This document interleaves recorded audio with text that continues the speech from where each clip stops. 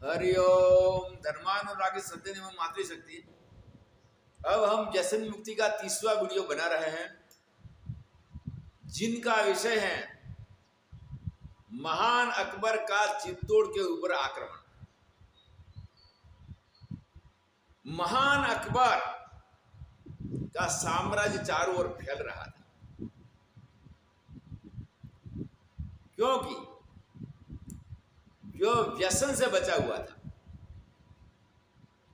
और साम्राज्य फैलने का मूल कारण था कि हमारे राजा महाराजा कुलीन दानवीर शूरवीर, उनकी शूरवीरता अमल कसुंबा और बोतल से दबी हुई थी। तो अकबर ने जब चित्तौड़ को दृष्टि में रखा, अब राजपूताना में दो भाग हो गया।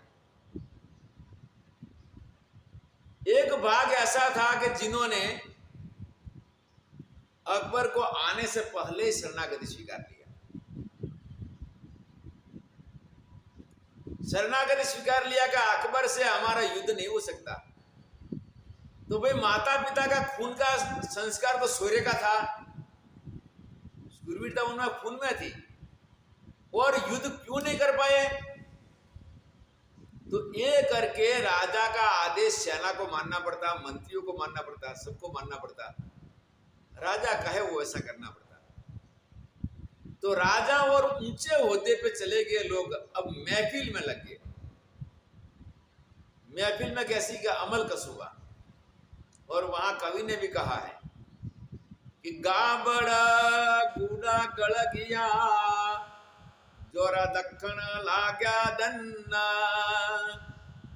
उन्होंने अमल कसुंबा और बोतल का नशा से अपने अंदर जो माता पिता का शौर्य था, सद्गुण था, अच्छी विवेक बुद्धि थी,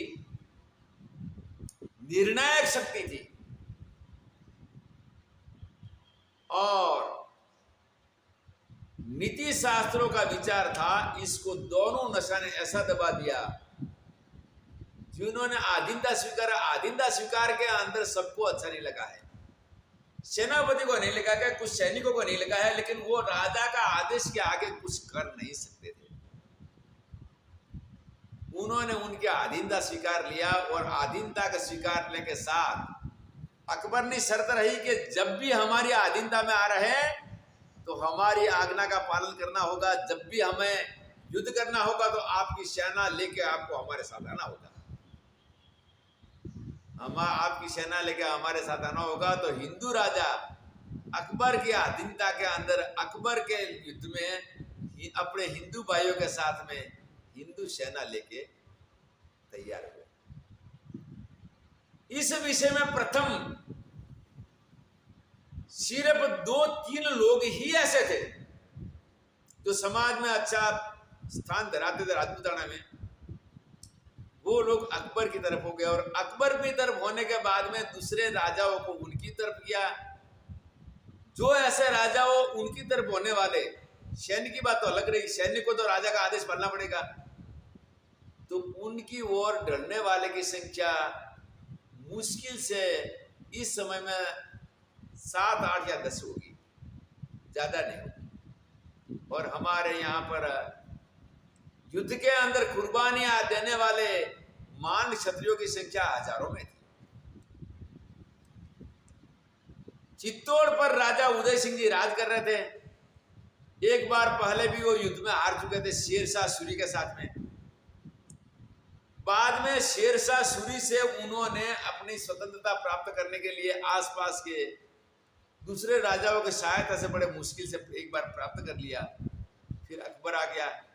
अकबर आने के बाद में उन्होंने सोचा कि अब क्या किया जाए। तो महाराणा उदय सिंह जी वहां पर जयमल राठौड़ और उनका भतीजा थे कल्लाजी राठौड़। तो जयमल जी राठौड़ को वहां पर सेनापति बनाकर वो खुद छूट गए, अलग जगह चले गए। और महाराणा प्रताप राणा उदय सिंह जी के पुत्र थे। अब इसी वक्त वहां पर चारों ओर अकबर ने घेरा डाल रखा है। घेरा डाल रखा है तो अकबर के साथ दुश्मनी रखने वाले पठान थे, वो पठान भी आ गए। पठान भी आ गया और उन्हें बड़ी वफादारी के अंदर अंतिम श्वास तक, सीरियल में बताया कि 1000 पठानों ने बंदूक से और तोपों से एक अंतिम श्वास तक युद्ध किया और वहां वीर गति को प्राप्त हुए। तो हमारे प्रधान कारण यहां पर महाराणा प्रताप थे। उनके पक्ष के अंदर जो क्षत्रिय थे उनमें कभी कोई अमल लेता होगा तो नाम मात्र इतने विलासी नहीं थे, क्योंकि ये 500 साल पहले की बात होते भी हमें इतना लगता है कि ऐसा विलासी लोग कभी ऐसी हिम्मत नहीं कर सकते। और जो विलासी थे उनकी ये हिम्मत हो गई। ऐसे कारण से महाराणा प्रताप को पूरा सहयोग नहीं मिल पाया, और न मिल पाने का मूल कारण है तो तंग जैसल मेरी जटिया रो, अमल मालवी बटिया रो। राणा उदय सिंह जी ने ये अमल कसूबा बोतल लिया तो उनको 2 बार हारना पड़ा, 2 बार हारना पड़ा, और हार के भी छुपे मार्ग से पर्वतों के अंदर जाके जान बचा के उनको रहना पड़ा।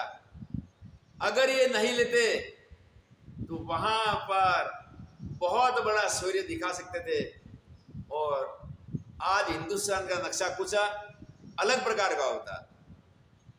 अब यहां पर अकबर ने चारों ओर से घेर लिया है और आगे युद्ध के समय में अमल कसूबा बोतल का क्या परिणाम आता है, और इसी से किसी का सहयोग नहीं मिलता है, जिसका हम महाराणा प्रताप का चित्तौड़ का युद्ध का अगला वीडियो आगे बनाएंगे।